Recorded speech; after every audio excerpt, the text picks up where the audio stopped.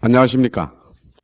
제가 지금 현재 GS건설에 근무를 하고 있지만은 그 전에 LG 상사에서 한 20여 년, 그 다음에 LG 그룹 내 엔지니어링에서 한 3년, 그 후에는 내 사업한다고 콜롬비아 가가지고 좀 있고, 그 다음에 코트라 전문위원도 하고 그러다가 멕시코에서 해건설협회 중남미 본부장 하다가 또 GS건설이 친정입니다만은 다시 와서 근무를 하고 있습니다. 나름대로 중남미 쪽에 경험도 좀 있고, 그래서 아마 무역협회에서 저를 불러주신 것 같은데, 제가 지금 오늘 말씀드릴 사항은 주로 현지에서 직접 비즈니스를 경험을 했던 경험을 위주로 해서 또 제가 나름대로 알고 있는 지식을 보태가지고 여러분들이 실제로 중남미하고 비즈니스를 함에 있어서 보탬이 되는 내용을 한번 마이크로하게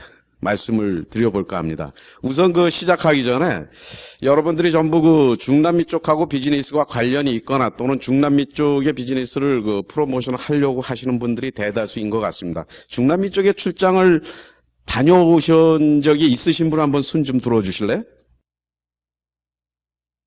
생각보다 상당히 적으시네요. 멀기도 하고 피곤합니다. 상당히 멀죠? 그러나 이제 심적으로는 가까워지고 있는 시장이 중남미 시장이라고 제가 감히 말씀드릴 수 있고요. 제가 말씀드리는 내용은, 어찌 보면은 책에서 이론적으로 나오지 않은 것들이 많이 있을 수 있습니다. 그리고 또 내용이 완벽하게 맞다고 할 수도 없습니다. 그러나 아마 약 51% 정도는 맞을 것 같고요. 여러분들이 비즈니스를 함에 있어서 아마 참고가 되는 팁 정도로 생각을 해주시면 고맙겠습니다. 우선 제가 40분을 주셨으니까 40분 동안 제가 말씀드릴 내용의 목차를 말씀을 드리겠습니다. 우선, 우리 권 박사님께서 말씀하신 그런 내용이 매크로적인 것인데, 잘 아시겠지만 우리나라와 중남미가 무역 규모, 그 다음에 중남미가 갖고 바이오 발굴 시의 고려사항, 그 다음에 각국의 업무 스타일, 시장 특성, 그 다음에 성공 사례, 포스코 건설의 중남미 시장 진출 성공 사례. 두 번째는 일반 상품적인 건데 제가 코트라 전문위원 시절에 같이 성공을 했던 다이아몬드 공구 성공 사례를 말씀을 드리고요. 마지막으로 간단하게 결론으로 마치도록 하겠습니다.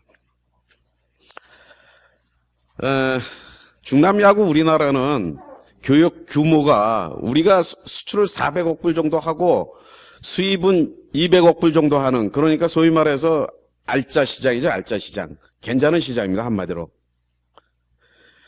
우선 여러분들이 중남미 시장을 진출함에 있어서 중남미가 아까 말씀드렸다시피 33개국으로 되어 있는데 몇 개국을 제외하고는 전부 규모가 상당히 작습니다.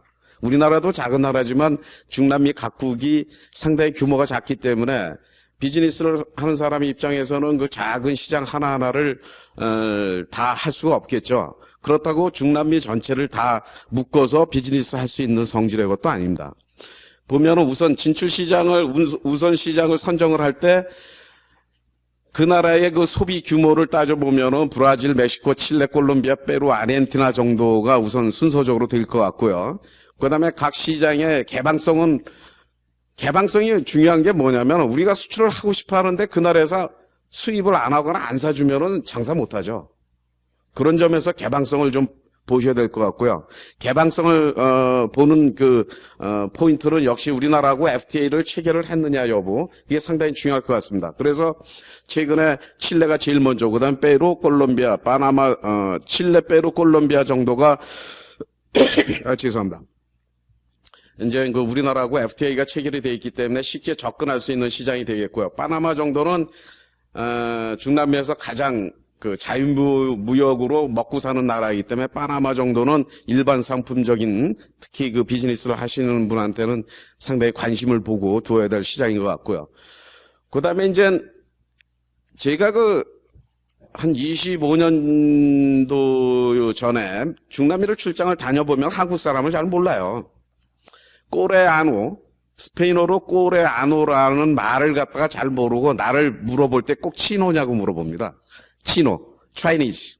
그 사람들은 중국 사람은 이제 이렇게 눈이 찢어진 사람들은 다 친오로 보니까요. 그 다음에 중국 사람들이 100여 년 전에 파나마 운하 공사할 때 중국 사람들이 그 파나마 운하 공사의 막노동자로 가서 일을 끝난 다음에 거기서 주저앉았어요. 주저앉아가지고 중남미에 많이 퍼져 있습니다. 그래서 베네수엘라 같은 데는 중국 사람은 200만 명이에요. 그 옆에 콜롬비아는 그 베네수엘라하고 국경이 돼 있는 도시가 80만 명인데 반 40만 명이 중국 사람입니다. 우리가 평소 때 생각했던 중국 사람의 진출이 최근에 와서 시작된 게 아니고 이미 100여 년 전서부터 진출이 돼 있는, 그러니까 동양 사람, 눈치 젖은 사람은 다 친오인 줄 알아요. 그게 25년 전의 상황인데 지금에 와서 가보시면 알고 그다음에 중남미 바이어들이 많이 오셔서 이제 상담을 해보면은 한국을 보는 눈이 많이 달라졌습니다. 안 그렇습니까, 여러분? 왜? LG가 있고, 제가 뭐 LG 출신이라서 먼저 얘기해서 죄송합니다만, LG가 있고, 삼성이 있고, 현대자동차 있습니다. 이 사람들이 정말 월드와이드한 멀티내셔널 기업들이거든요. 그 중남미에 가보면은 엄청나게 한국 기업들의 위상이 높아진 걸 알 수 있고요.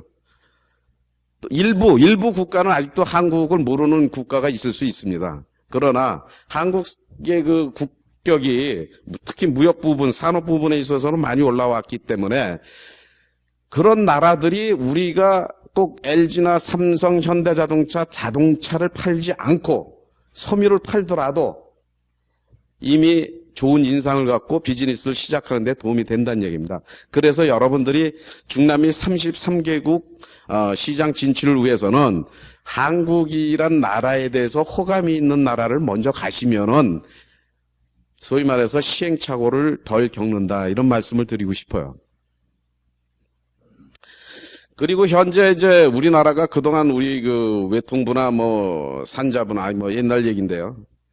참 노력들을 많이 하셔가지고 우리나라하고 중남미 각국하고 각종 그 교육에 필요한 기본적인 협정을 상당히 많이 만들어 놓으셨어요. 여기서 보시면 알겠지만은 FTA는 물론이거니와 이중과세 방지 협정이나 투자 보장 협정, 그다음에 심지어는 우리가 출장을 나가고 사업을 하기 위해서 현재에다 지사나 법인을 설립했을 경우 중요한 게 뭐냐면 우리나라 면허 갖고 거기서 통하느냐. 한글로 써 있는 우리나라 면허증 보여주면 거기 중남미에 있는 경찰들이 보고서 아는 척해요. 이 대단한 거 아닙니까? 그만큼 나라도 높아졌고 또 운전면허 상호 인정 협정이 있는 나라가 있어요. 이만큼 요거들 참고를 하셔가지고 진출할 때 참고를 하시는 게 좋겠습니다. 그 다음에 이제 여러분들은 여기서 뭐 대부분 여기 계신 분들이 아마 중남미에서 물건을 수입을 해서 한국 시장을 겨냥을 해서 하시려고 하는 분들보다는 수입을 하려고 여기 오신 분들 계세요? 아, 그러세요? 두 분 계시네. 많이 하세요. 거기 저 수입할 거 상당히 많더라고요. 저는 개인적으로는 아직 못 해봤고요. 수출을 하려고 계시는 분들이 대부분일 거예요. 그러면 역시 거기에 있는 바이어를 발굴할 때 참고할 만한 내용을 한번 말씀을 드려보겠습니다. 이 중남미가 참 대륙도 넓고 여기서 멀고 33개국이나 되는데 이걸 비즈니스 함에 있어서 어느 정도 전략은 수립은 해야 될 거 아닙니까? 그죠? 그러면 중남미 시장 개척 방안 그래가지고 플래닝을 하는 것도 옳지만은 중남미 각국의 성격과 시장 규모와 그걸 알고 개별적으로 접촉을 하시고 프로모션을 해야 된다는 말씀을 드리고 싶어요. 그 다음에 보수적이다. 상당히 의아할지 모르겠습니다. 중남미 사람들 상당히 그 사람들 좋습니다. 아주 순박하고 그 다음에 아주 다혈질이죠. 여러분들이 알고 계신 중남미 하면 다혈질이죠. 다혈, 마늘따, 블러드혈. 이게 좀 말이 안 나와가지고, 블러드혈. 그런데 이 사람들이 실제로 비즈니스 함에 있어서는 보수적입니다. 이분들이 일단은 유럽하고 먼저 500년 전서부터 유럽하고 관계를 맺고, 그 다음에 미국하고 관계를 맺었거든요. 유럽이 어떤 나라입니까? 보수적인 시장이죠. 사람들이 보수적이에요. 중남미 사람들은 유럽의 후손이라고 생각하면 돼요. 이따가 말씀드리겠지만 각국별로 유럽의 어느 나라에서 온 선조들이 있어요. 400년, 500년 전에. 그러나 비즈니스를 함에 있어서는 쉽게 거래선을 안 바꿉니다.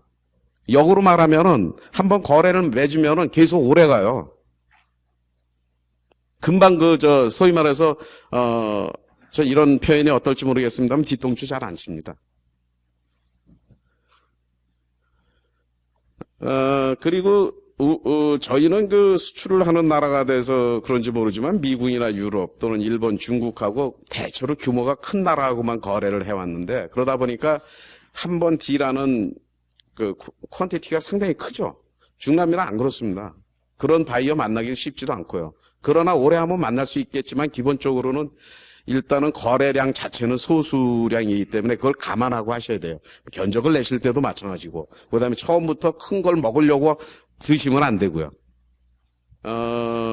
우리가 미국이나 유럽, 일본하고 무역을 할 때는 그 사람들하고 오래 왔기 때문에 그 사람들의 관행을 알아요. 근데 이제 중남미가 솔직히 저 같은 경우는 한 20여 년 전부터 중남미로 진출하자고 계속 혼자 떠들어댔었는데 최근에 와서는 많이 중남미로 진출을 하려고 그러고 중남미하고 비즈니스를 많이 맺으려고 그러는데 그 사람들 독특한 관행이 있거든요. 그런 관행을 잘 알고 거기에 대처를 해야지.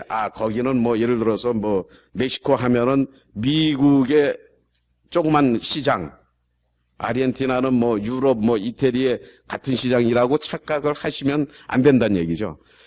각자 각국의 관행이 따로 있으니까 그거는 이제 잘 감안을 하셔서 하시고 그거는 나중에 좀 말씀을 드리겠습니다. 그 다음에 우리는 무역 거래를 함에 있어서 특히 수출하시는 분들 LC 거래가 일반화되어 있지 않습니까?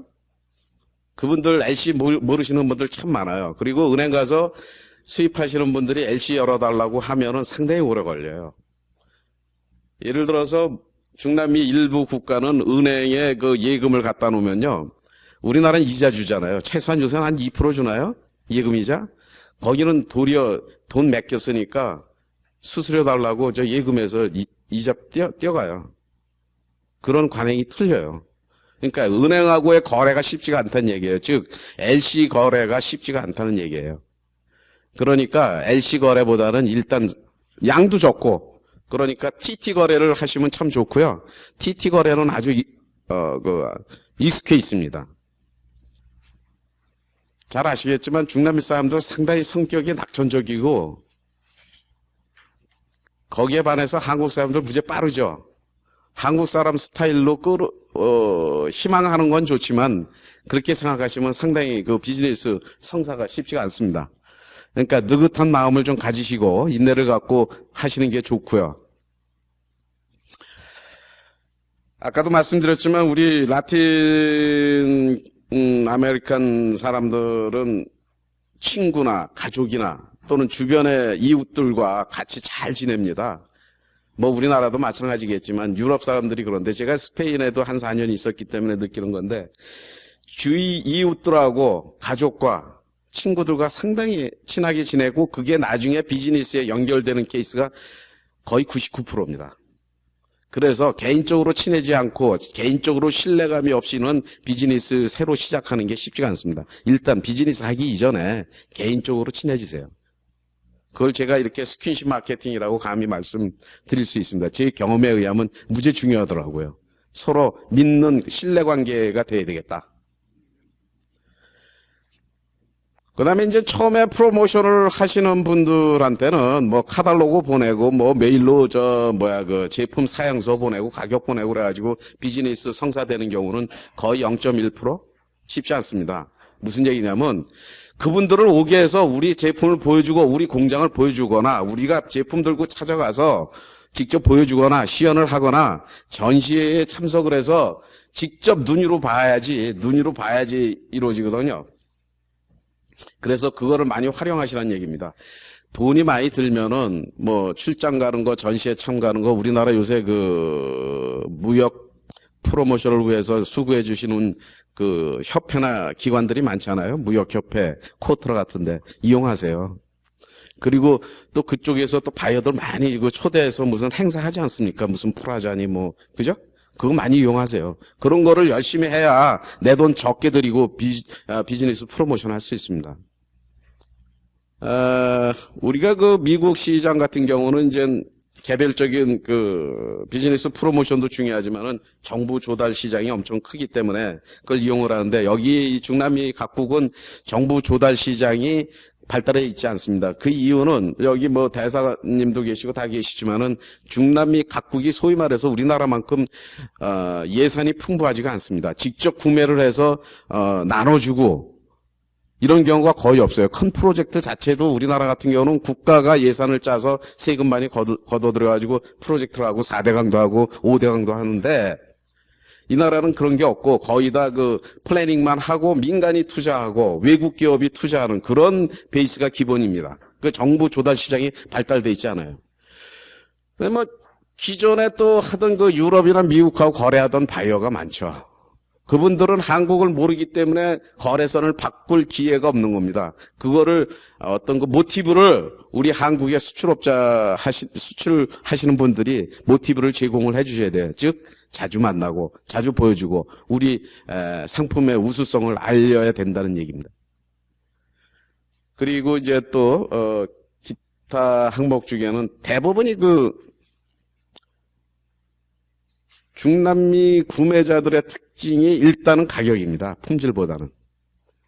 가격 좋고 품질 좋으면 다 되겠죠. 그러나 우리나라가 이제 그동안 발전을 해서 그런지 모르지만은 일부 어떤 분들은 그 가격보다는 품질을 강조하시는데 그것도 한계가 있는 것 같아요. 일단 중남미 시장은 가격 위주 시장이다. 그렇게 이해를 하시면 되겠습니다. 그다음에 이제 각계 강론으로 들어가서 각국의 그 업무 스타일 좀 볼까요? 멕시코란 나라 많이 아시죠, 여러분들? 우리하고 축구도 많이 부딪히기도 하고 가깝고 상당히 친근한 나라인데 실제로는 교육에 있어서는 친근한 나라가 아닙니다. 왜 그러냐면 멕시코 가면은 현대자동차 굴러다니는 걸 볼 수가 없어요.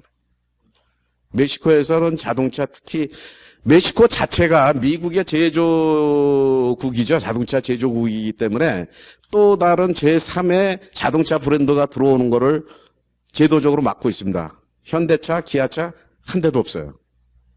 그리고 멕시코의 그 교역 의존이 그 70%가 미국하고 관련돼 있고 때로는 많은 멕시코 상무관님 계시지만 많은 멕시코 사람들이 돈 좀 있고 하이 레벨에 계신 분들은 미국 국적과 멕시코 국적을 같이 갖고 계세요. 자기네들이 때로는 자기가 미국 사람인 줄 착각하고 사는 사람들이 꽤 많아요. 멕시코 사람들은. 그만큼 프라이드도 있고. 그래서 한국이란 조그만 나라, 비록 국가 전체 GDP 규모는 우리하고 비슷합니다. 우리나라보다 근데 땅덩어리는 20배 넓어요.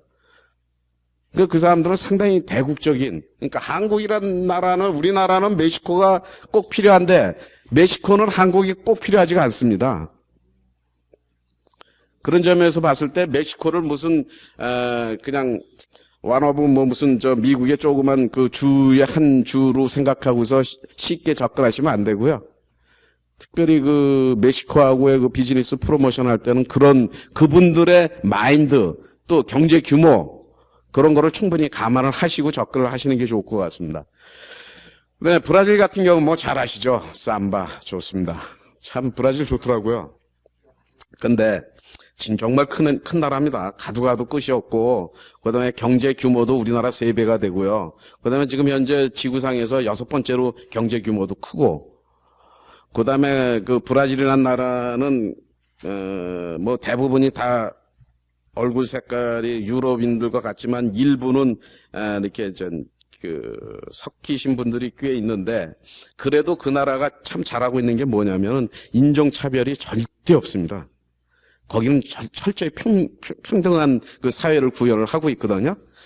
그러니까 이게 비즈니스에 어떤 역할을 하냐면은 중남미 갔을 때 이게 저의 어떤 그 사적인 편견인지 모르지만은 꼭 유럽인 같이 생긴 분들하고 비즈니스를 한다는 생각은 버리시는 게 좋아요. 브라질 쪽은요. 그러니까 그런 생각을 가지시고, 그 다음에 이제 브라질 시장의 가장 특징 중에 하나는, 소위 말해서 그 폐쇄 시장이에요. 절대로 완제품 수출 못 합니다, 그 나라에. 그래, 브라질 내에서, 무슨 프로젝트를 하려고 해도 로컬 콘텐츠 기본이 70%입니다. about. 그러다 보면은 우리가 완제품 만들어가지고 브라질 시장에다 수출하는 거, 힘듭니다. 그건 뭐 포기하시고요. 브라질 시장을 근데 규모가 있고 그러니까 하시려면은 로컬라이제이션 하는 수밖에 없습니다. 자기가 돈이 부족하면 현지 기업이랑 같이 조인트 벤처에서 거기 가서 만드시고 완전히 그 별도 법인으로 해가지고 진출을 하셔야지. 브라질은 뭐 일반 그냥 수출하는 거 안 됩니다. 우리가 그 유명한 얘기 있지 않습니까? 지금 브라질 그 저 고속철 사업에 우리가 들어가려고 했는데 그쪽에서 요구하는 그 70% 로컬 컨텐츠를 맞출 수가 없어요. 예를 들어서 그 고속철 하는데 거기 들어가는 개차 같은 거 우리가 여기서 완제품 싣고 가야 되는데 그 70% 하게 되면 어떻게 됩니까? 거기 현지에서 만들어야 되는데 그 만드는 매니팩처링 베이스 만드는 데 들어가는 돈이 엄청나잖아요. 예를 들어서 500억 불 프로젝트를 우리는 1000억 불을 투자해야 500억 매출을 일으킬 수 있는 약간은 쉽지 않은 시장입니다, 브라질이. 그러나 그렇다고 해서 이걸 놓을 거냐? 방법은 있죠. 거기 현지 로컬 회사들 참 좋은 회사들, 훌륭한 회사들 많아요. 그 회사들하고 우리의 기술이 있다면은 가서 조인트 벤처 하시면 돼요. 그러나 조인트 벤처도 이제 돈이 처음에 들어가니까 뭐 지사로 시작을 해가지고 차츰차츰 현지화 법인 만드셔가지고 로컬라이제이션을 시켜야만 할 수 있는 시장이 브라질 시장입니다. 비록 폐쇄적인 시장이라지만 절대로 간과를 해서는 안 된다고 생각을 합니다. 칠레, 우리나라하고 제일 먼저 FTA가 됐고 우리가 최근에 와선 칠레산 와인, 칠레산 돼지고기, 칠레 삼겹살, 그다음에 뭡니까? 홍어인가? 가오리? 뭐 많이 먹죠. 우리 그 싸게 많이 먹습니다. 우리 그 칠레가 엄청나게 그 포텐셜이 큰 국가고 그다음에 두잉 비즈니스 랭킹으로 봤을 때도 중남미에서 칠레가 가장 높죠. 거기에는 여러 가지 이제 원인도 있겠지만 그분들의 그 어떤 선조의 출신을 무시할 수가 없어요. 독일 분들이에요, 독일 분들. 400년 전에 스페인이 남아메리카, 북아메리카를 발견을 해서 식민지화 했을 때 따라 들어온 사람들 중에 독일이 있고 이태리가 있고 포르투갈이 있지 않습니까? 포르투갈은 브라질로 갔고 독일은 칠레로 갔고 이태리는 아르헨티나로 갔고요. 그러다 보니까 칠레에서 비즈니스를 함에 있어서 느끼는 것이 라틴적인 건 물론 있습니다. 많은 독일적인 산뜻함, 깔끔함, 그 다음에 스피드가 이상하게 예를 들어서 뭐 다른 나라에서 하면은 일주일 걸릴 거 그쪽은 한 5일 걸리고 이 깔끔한 게 있어요, 칠레가. 그걸 참고를 하시면 될 것 같아요. 그 다음에 이제 아르헨티나 참 큰 시장이고 우리가 아르헨티나 하면 알고 있는 게 탱고춤 아닙니까? 탱고춤처럼 이분들은 상당히 여유자적하시고요. 그 다음에 그 국가에 대한 자부심이 엄청난 분들이에요. 그러니까 우리는 항상 제가 느끼는 거지만 우리가 라틴 아메리카를 생각을 할 때 멀리 있고 또는 우리보다 1인당 GDP가 낮다고 해서 함부로 깔보거나 이런 우를 범해서는 절대로 비즈니스 프로모션 못합니다. 참고하시고요. 그 다음에 이제 콜롬비아는 제가 한 3년간 있었습니다만은 이분들은 상당히 가족적인 유대감이 엄청 커요. 보면은 다른 나라 같으면은 금요일날 저녁에 친구들이나 이웃끼리 모여가지고 파티들을 많이 하는데 뭐 유럽 사람들도 그렇습니다만은 이분들은 금요일날만 되면은 식구들끼리 모여가지고 이렇게 파티를 하고 그 모여드는 그 식구들끼리 또 비즈니스가 연결이 돼요. 콜롬비아는. 다른 라틴 국가보다도 유난히도 패밀리적인 나라가 콜롬비아다. 저는 그렇게 생각을 합니다. 근데 그 사람을 알면 그 사람의 뭐 예를 들어서 남동생, 누나, 그 다음에 뭐 매형, 처제 이렇게 비즈니스를 연결을 시켜줍니다. 콜롬비아는요. 뭐 다른 데도 그러겠습니다만 유난히 그게 좀 강한 나라라고 저는 생각이 들고요. 페루는 또 일본 출신 대통령도 배출할 정도로 그 아시아계 사람들에 대한 인식이 상당히 괜찮은 것 같아요. 그리고 또 페루란 나라는 우리나라 이만복 배구 코치가 있어서 국가 영웅을 하듯이 한국에 대한 인식도 좋고, 그 다음에 이제 그 미스터 왕이라는 정말 유명한 그 페루의 유통 그룹 회장님이 계세요. 중국분. 이렇게 이제 아시아인에 대한 그 인식이 좋다 보니까 특히 우리나라 중고차도 엄청 나갔잖아요. 그 페루가 한국에 대한 인식이 상당히 좋은 나라입니다. 그리고 우리하고 FTA도 돼 있으니까 아까 권 박사님이 추천한 나라 중에도 상위에 돼 있는데 이 페루 상당히 그 우리하고 비즈니스 프로모션 하기에 다른 나라보다는 좀 약간은 수월치 않을까 이렇게 해서 저도 한번 감히 추천을 해봅니다. 브라질 아까 말씀드렸지만은 폐쇄적인 시장입니다. 그 뭐 로컬 컨텐츠가 70% 이상이고 그다음에 중요한 것 중에 하나가 약속을 했어도 꼭 사전 약속을 했어도 재확인을 꼭 하시고요. 브라질 분들은 뭐 덩치가 커서 대국이 아니고 사람들 자체도 커요. 대국 의식이 큰 나라라는 걸 우리가 인식을 해주세요. 그 다음에 이제 항상 그렇지만 외상거래 엄청 좋아하거든요. 근데 외상거래 하면은 제가 생각하기 95% 뜯깁니다. 그 조심하세요. 그 다음에 이제 멕시코입니다. 멕시코는 제가 한 2년 있었습니다. 그분들 처음에 인사하면은, 그게 왜 그런지 모르겠어요. 명함을 잘 안 줘요. 우리는 명함 열심히 주는데. 그렇다고 그걸 뭐 나쁘게 생각하지 마세요. 나중에 친해지면 줍니다. 그때 명함을 주는 시점이 상당히 그 사람이 나에 대해서 신뢰를 가졌다는 얘기거든요. 그러니까 그 사람하고 연락할 때는 처음에 명함 안 줘도 그러려니 하고 노트 갖다가 연락처 받으세요. 그 뭐 만나고 연락처도 없으면 나중에 계속 팔로우업이 안 되잖아요. 그죠? 그러니까 그걸 참고를 하시고 명함 안 준다고 해서 기분 나쁘게 생각하지 마세요. 나중에 주게 되면 주죠. 꼭. 그 다음에 이건 제 직접 하는 비즈니스하고 관련되는 건데, 이제 뭐, 페맥스 같이 세계적으로 큰, 멕시코의 국영석유공사 같은 데는 뭐, 대부분이 그 구매를 할 때 입찰을 하지만은 수의계약도 하는 그런 나라입니다. 그 다음에 인사할 때 필히, 신뢰감을 주기 위해서 좀 이렇게 손을 잡는 경우가 있어요. 세게. 그 뭐, 기분 나쁘게 생각하지 마세요. 에스코레? 그 다음에 유머를 상당히 좋아하고요.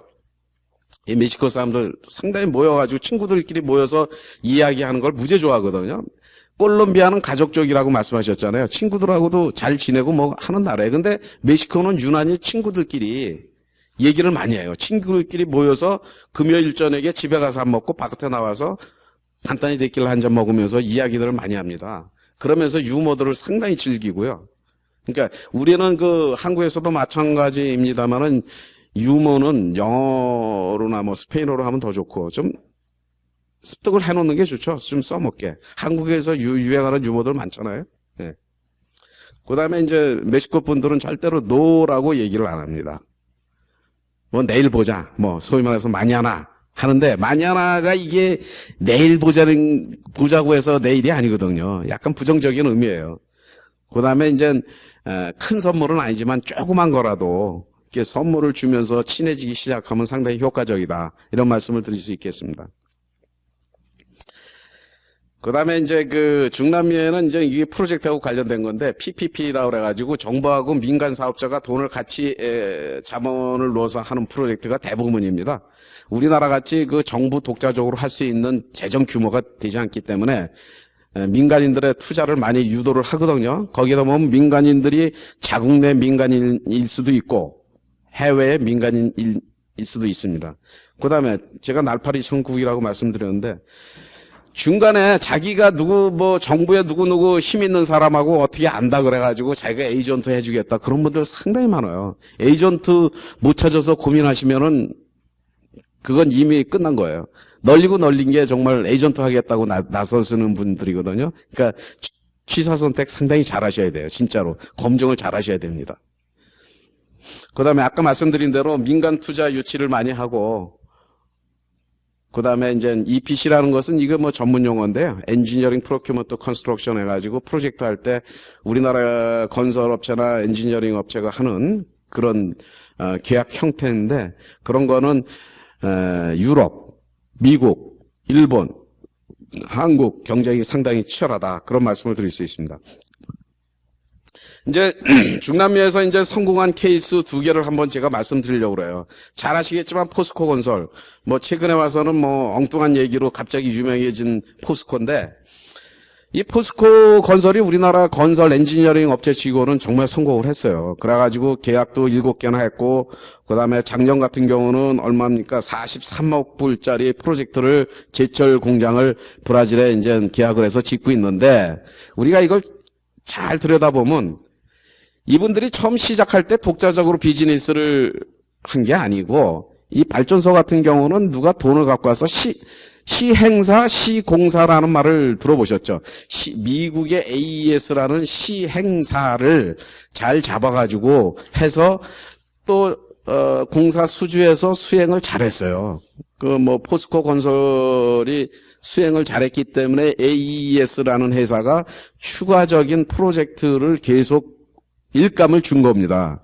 그러다 보니까 규모는 크고 많이 했지만은 AES하고 아닌 다른 디벨로퍼 소위 말해서 그 시행사하고의 일은 하나도 못했어요. 양이 있으면 의미 있는 겁니다. 지금 포스코 건설이 그 사람들이 발전소만 짓는 회사가 아니잖아요. 다른 뭐 교량도 짓고 다리 뭐 저 터널도 뚫고 해야 되는데 그런 건 못 하고 있는 게 뭐냐면은 처음에 약 70억 불의 수주를 하고 짓고 했지만은 다른 쪽에 그동안 어떤 그 비즈니스 프로모션을 못한 약점이 지금 드러나는 거죠. 이거를 꼭 프로젝트가 아니더라도 일반 상품을 해도 좋습니다. 섬유를 해도 좋습니다. 여러분들이 잘 생각을 하셔야 돼요. 처음에는 바이어 하나 잘 잡아가지고 오래 해가지고 하다 보면 그 사람이 예를 들어서 비즈니스가 거래가 끊긴다 했을 경우에 그 컨틴전시는 어떻게 할 거냐. 그거는 한번 생각해 보실 필요가 있다고 생각이 듭니다. 그 다음에 이제 포스코 건설 말고 제가 그 코트라에 또 잠시 그 근무를 했을 때 그 다이아몬드 공구 업체인데요. 이 다이아몬드 공구라는 게 잘 아시겠지만 석재를 자르고 뭐 길거리에 아스팔트도 자르고 뭐 하는 그런 공구입니다. 근데 중남미 시장은 감히 생각을 안 했었어요. 그러나 중남미라는 나라, 특히 칠레도 그렇고 페루도 그렇고 멕시코, 브라질 뭐 전부 다 관광업이 발달돼 있지 않습니까? 이런 거가 그래서 다이아몬드 공구가 관광업이 발달한 칠레, 브라질, 콜롬비아, 멕시코를 딱 그 33개국 중에서 4개 시장을 딱 타겟 시장으로 선정을 했어요. 그래가지고 일단 출장을 갔죠. 돈 좀 썼어요. 출장을 다니면서 우리나라 어디입니까? 옛날 같으면 청계천 공구상가인가요? 아니면 여기 파이브? 그런데 가가지고 리테일 프라이스를 전부 적었어요. 브랜드별로. 그래가지고 그걸 역산을 했습니다. 수입관세는 얼마고 그다음에 마진은 얼마고 유통 단계는 얼마고 그러면은 대충 수입 단가가 나오지 않습니까? CIF 가격이. 그걸 갖고서 그거보다 낮게 어프로치를 했고 뭐 샘플도 돌리고 그렇게 시작을 했고요. 그다음에 그 코트라가 주관하는 코트라가 이제 시장 개척단을 파견을 했을 때 브라질에 있는 그 전시회에 참가를 했어요. 그 브라질에 있는 전시회에 참가를 해보니까 브라질 사람들만 오는 게 아니고 중남미 사람들은 바로 옆 나라 비록 국가 체제는 틀리고 대통령은 틀려도 스페인어하고 비슷한 언어로 통하다 보니까 어떤 유대감이 있습니다. 전시회에 뭐 브라질 사람은 많이 오겠지만 칠레, 아르헨티나, 멕시코, 파나마 많이 온 거예요. 그분들하고 직접 거기서 샘플을 보면서 또 카팅하는 시연을 하면서 그 바이어를 발굴할 수가 있었어요.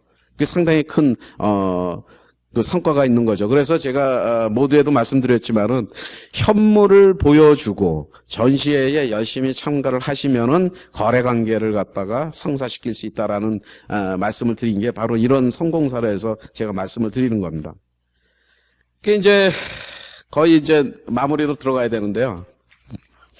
그 중남미 시장이 멀죠. 미국 통해서 가야 되고 아니면 유럽 통해서 가야 되고 출장비도 많이 들고 뭐 그렇긴 하는데 우리가 처음 중동 시장을 개발했던 걸 생각을 해보면은 중동에는 가서 비즈니스 열심히 해도 일 다 끝난 다음에 저녁에 술 한잔 먹을 때도 없잖아요. 중남미 가면 술 한잔 먹을 때는 있어요. 밥 먹을 때 좋은 데 많아요. 중동보다.